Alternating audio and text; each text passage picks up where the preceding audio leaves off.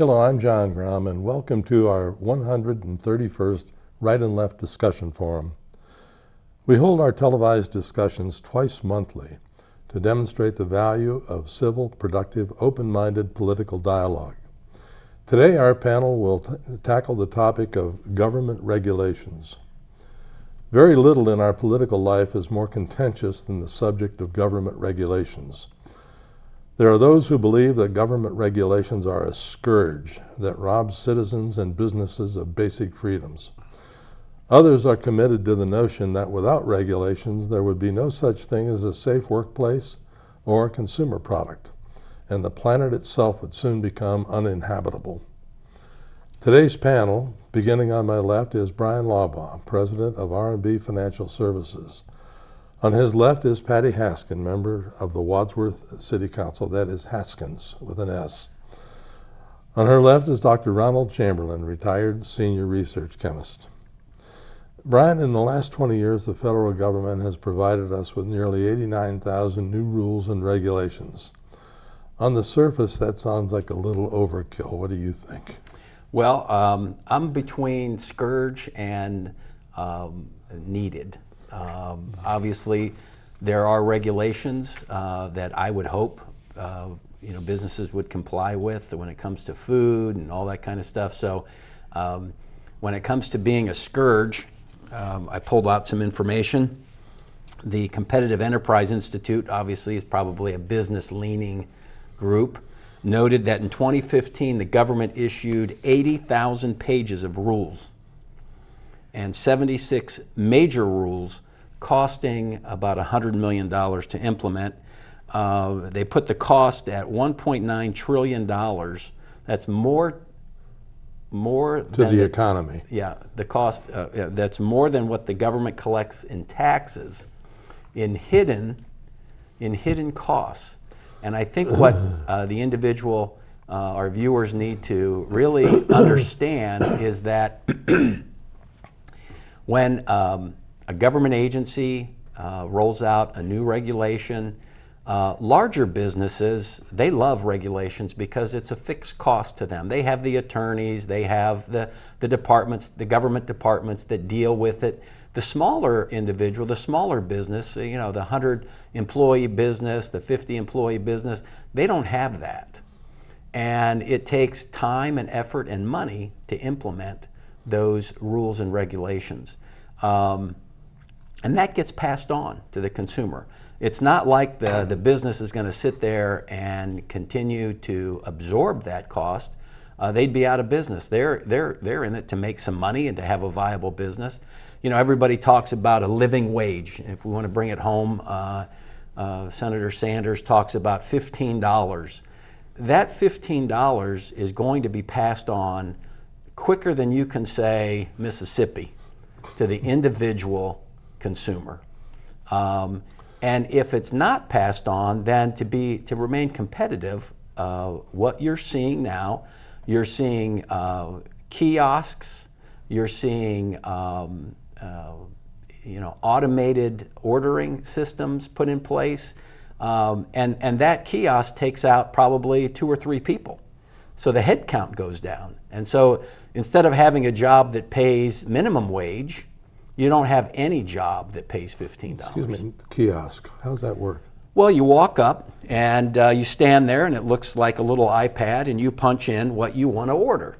You want a Big Mac, you want fries, you want it supersized, you want a chili, whatever. I gotcha. That goes right into the system, it gets cooked, the person delivers it to you at the end of the counter, you pay your money or you swipe your card. That takes out the individual that says, welcome to Wendy's, welcome to McDonald's, what would you like to have today? Yeah. Okay. Yeah. So when you come down to it, there needs to be some constraint when it comes. And what this particular group points out is that the government agencies are not required to undergo a cost and benefit analysis when they put a new rule and reg in. Now, the current administration has said that for every new rule, there has to be, I think, 2 two eliminated, and that they have to go through a cost and benefit analysis because sometimes just to implement the rule, the cost of it far outweighs what their intended purpose was. Okay, so we get into changing behavior and all that kind of stuff. And currently, we have these very large bureaucracies. We have the Environmental Protection Agency. We have the Department of Education. We have a variety of, Homeland Security. These are bureaucracies that continue to feed themselves on rules and regulations, and they really don't think about what happens. I'll give you an example. Several years ago, the EPA came out with new rules regarding farmers and their runoff. And one of the farmers that took exception, he had basically this little pond. He had a little pond in his yard that his kids swam in, But it fit the definition, and the cost to comply with what the EPA was saying he had to do. Because it was a wetland? Well, it wasn't a wetland. It was considered, it could be considered runoff, okay? And obviously everybody wants to make sure that the runoff from the farm with the chemicals and all that kind of stuff and fertilizers, yeah, I get it. But here was a pond that got caught in the crosshairs, and he was faced with, it was like $2,500 a day of fines if he didn't remediate this particular pond. So basically what he did was he filled it in. He just said, I won't have a pond. I've never had a problem. It's never run off before. But because it fit in this very broad regulation, he was a farmer, you could check off the boxes. He just said, forget it. I'm just going to fill the pond in. So it hits close to home. We pay it. We bear that burden. And I think we really need to look at ways to rein it in. Because I really think that businesses, there are good rules out there that we need to comply with, but some are just it's a situation where they have to do it because they want to show value. I think we could all tell horror stories about our experience with regulations, but they serve a really good purpose, as you pointed out. What do you think, Patty? There are pros and cons, obviously, to regulations. Getting caught up in red tape is a problem. The unfortunate part, though, is most regulations are put in place for safety purposes and for protection purposes. I mean, there's none of us sitting here that would say that, gee, it's a bad idea to force cars to have seatbelts in them, or certain regulations like that, which are for our safety. That we should be looking at how our food is processed to make sure that it is not going to poison us when we sit down for dinner. One of the concerns I have is that many of the regulations, though, that are being pulled back now are affecting the EPA. And that seems to be the target. And while the regulations that are being pulled back are going to help business, obviously, because they're going to make it easier for that business and cheaper for that business to operate, they can affect our public safety. One of the newest ones that is being attacked is in order to weaker the regulations to monitor and repair methane leaks at oil plants. Stealing my point here. Oh, am I? Yes, that's one of my big ones. And methane is only I saw that it only comprised like 9% of the greenhouse gases, but it is 25 times more likely to trap heat than carbon dioxide is. 28, I think. Is 28? Okay. So it is a much more dangerous gas. And one of the things they're doing with this is, at present, they are required at plants to check every 6 months to see if there is a methane leak. And they have 30 days to fix it if it's not done. They want to change that to 1 to 2 years. Excuse me, what kind of a plant produces methane? Oil plants. Plus the wellhead, compressor stations, various points of distribution, and a lot of chemical plants. Okay, They have methane. methane is contained in petroleum? Yeah. Okay. Yeah. Excuse me. And they want to say, well, you only have to check every 1 to 2 years, and then we'll give you 60 days. 60 days. And that's a big difference that could allow for a lot of methane leaks to occur. That's the new regulation or That's the old one? the one they're That's trying being to proposed. That's Yeah. being proposed right now. They also want to repeal restrictions on intentional venting and flaring and the burning of methane from drilling operations. So if the methane leaks, we'll just burn it off, not looking at the effects that that's going to have in our air and everything. What can they do besides burning it off? They catch the leak before they burn it off. Or Catch it and do what Yeah. with it? Catch it and no, and stop it leaking. yeah, I that's what they, mean, you capture it Yeah, capture. and just Yeah. Yeah. keep holding it forever, or what? Use it, sell it, burn it in the furnace, produce power with it. but just to burn it in the open burning is polluting the air and everything else. And it's like, okay, so we have a leak, big deal. In July, they had proposed, they wanted to weaken, well, actually, they did in July, they weakened the rule on CO2 pollution from vehicle tailpipes. Because that's what I was thinking, we need more pollution from those tailpipes coming of the cars that are all over the country. And in August, they had replaced the rule on CO2 pollution from coal-fired power plants. And this was to boost, the coal industry up. But we're doing this at a cost. I mean, there's a reason that many of these regulations were put into place. One of the first regulations that was taken out was allowing waste from various plants to be dumped directly into streams and our water supply. Not even concerned that we could have a Flint type situation for a different reason in areas. Yes, all of these things will help the oil companies, the chemical companies, the automobile companies, the coal companies. Their bottom line is going to be better. But at what cost to our environment and to the health of the people in our country? That's a good question in search of an answer. Yeah. Ron's going to provide part of it, I think. Well, just a little addendum to the methane problem.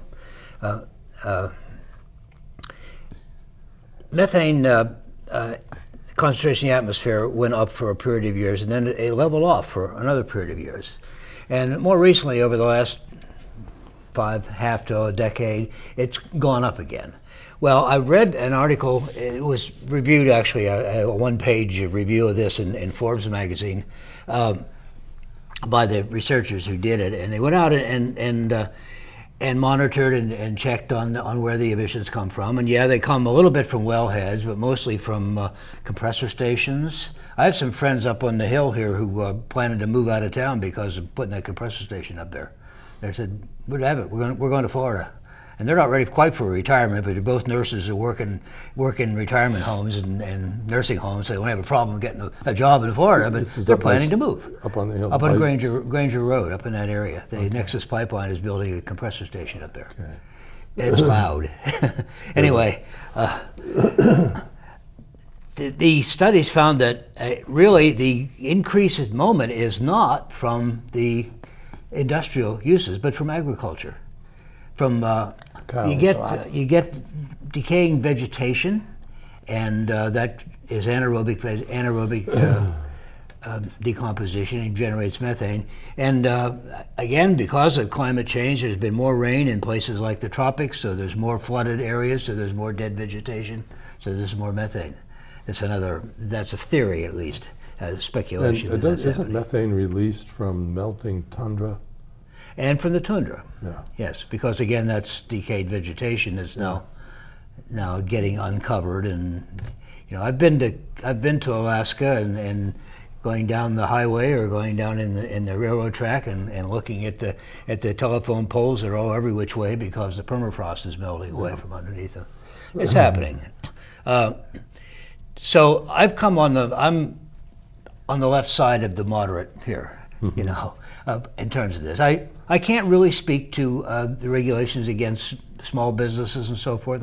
I come from a standpoint of an industrial chemist and knowing what people think. And yeah, it's expensive to do this.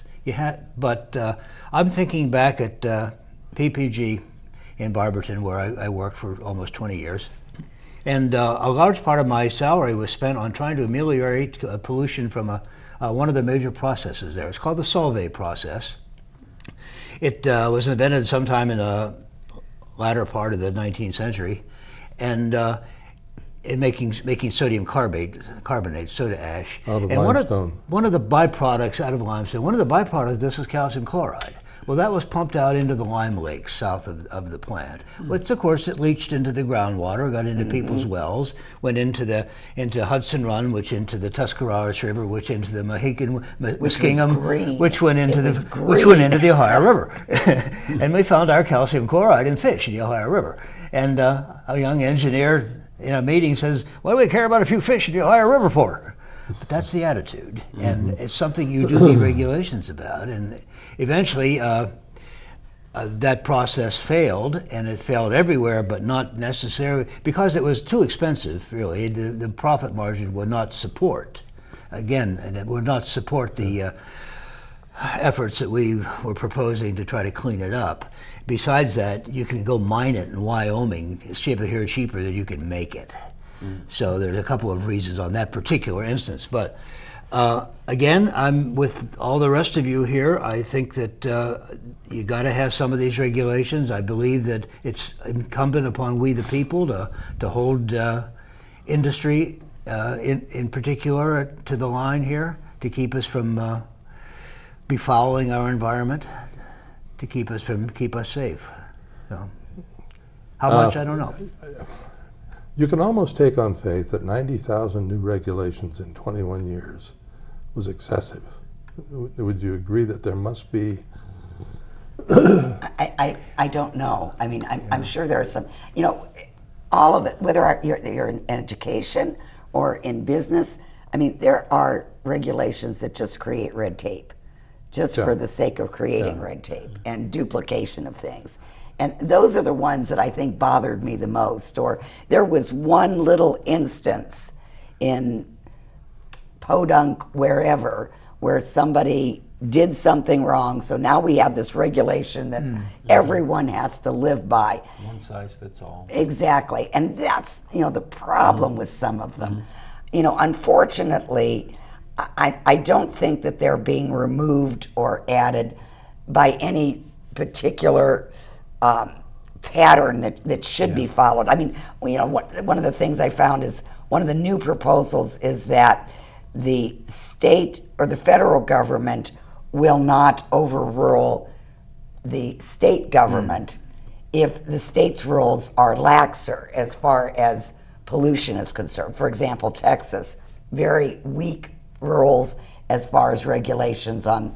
Oh, but a federal reg won't overrule the. Well, that's the new proposal we're going to take. Oh, I see. We're going to make a regulation that says that federal law will not overrule the state law, and that's because states know better how to handle theirs. I think one of the issues is that the rules and regulations don't seem to be scalable.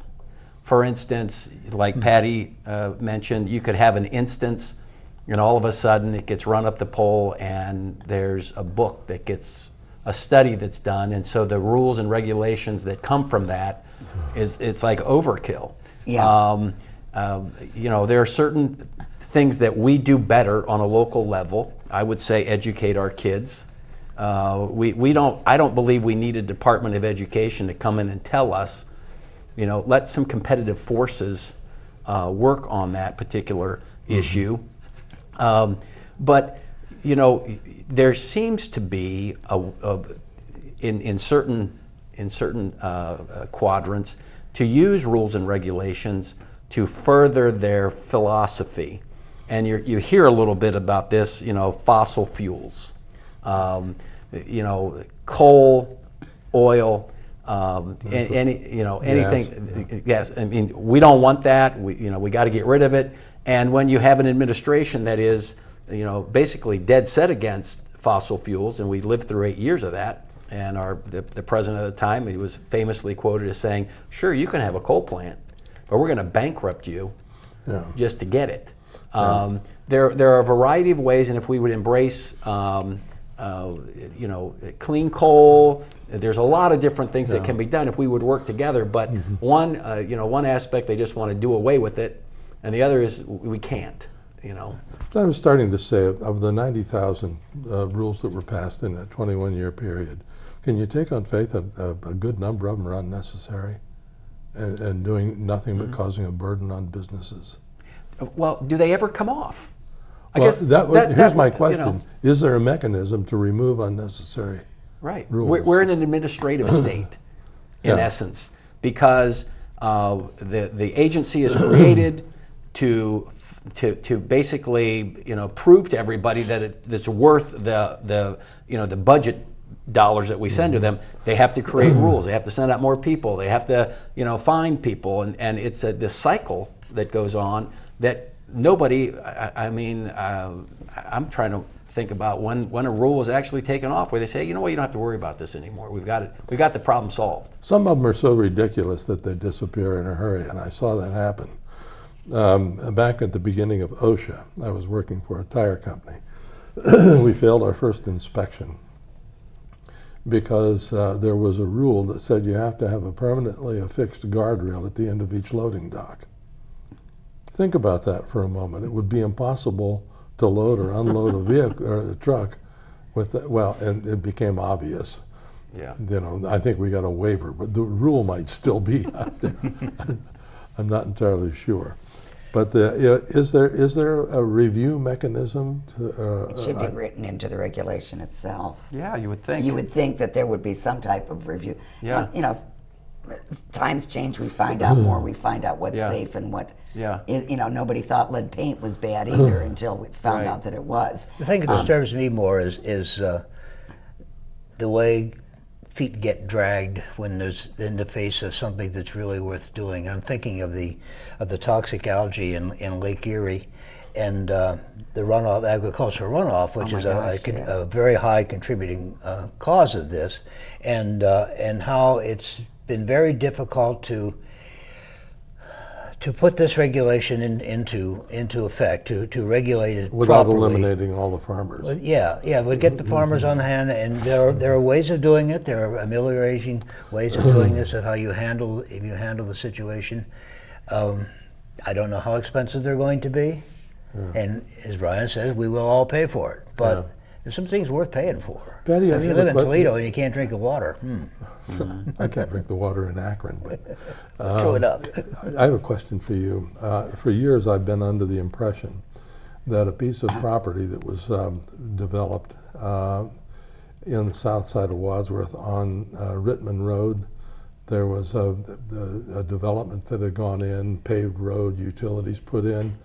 In fact, I think at UPS or somebody has a station back there. But all development was stopped because it had been declared a wetland. Is that I don't right? know. There's been a second place put in up there next Cornwell. to that. Yeah. Yes. Cornwell put a they big. put in. And there's another.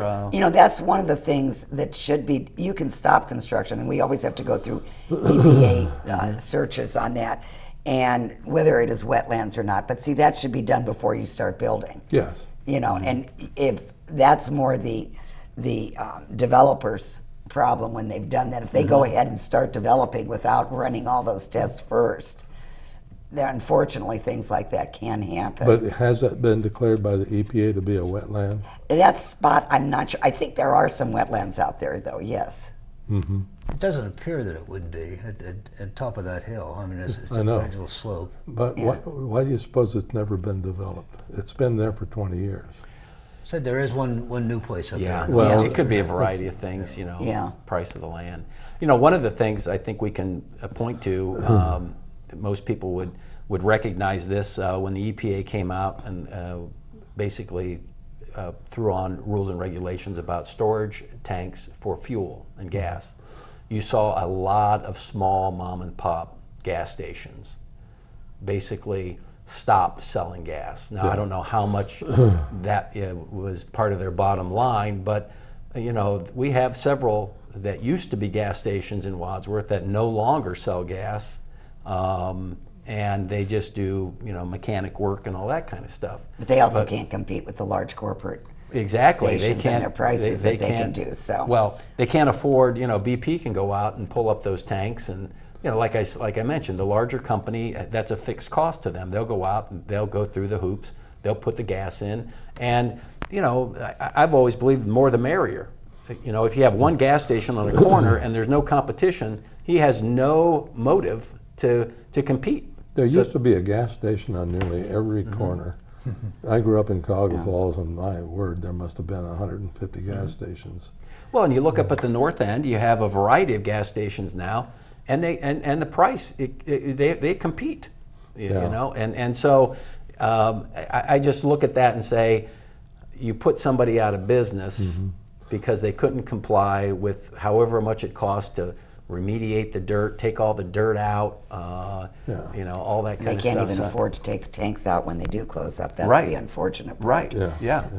Speaking of competition, it occurred to me that if I were running a small business and I was a real conscientious guy, and I wanted to run my business with programs and procedures that were protective of the environment and all that, but I'm competing against a guy down the street, and he has no such qualms about.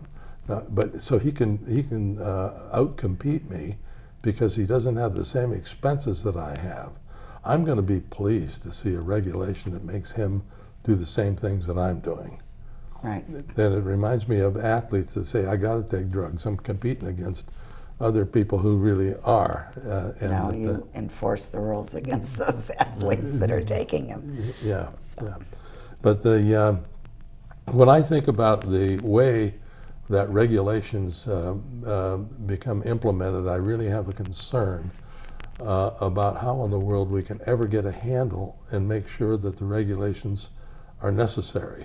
I was reading an article about how a regulation or a law might get passed. A congressman might read something in the newspaper, hear something on television, go into the office and tell one of his aides, you know, write up something about this. And then write it up, and they put it in a hopper in the House, and it may or may not ever be taken out of the hopper. It would be. But here's the thing that representative is able to do, though, when he's running for office, say, well, I proposed a rule that would do this, you know, and that The help him trick get is to elected. have a competent person in charge of the EPA who actually understands how it should work. We're not getting into a Trump thing. We're not. No, I'm not. I'm just. No, that's not him. I'm talking about the EPA. Oh, you've only got 4, 3, 2, 1 second left. No, you don't have any time. Thank you very much, folks. Sorry, had to get that one.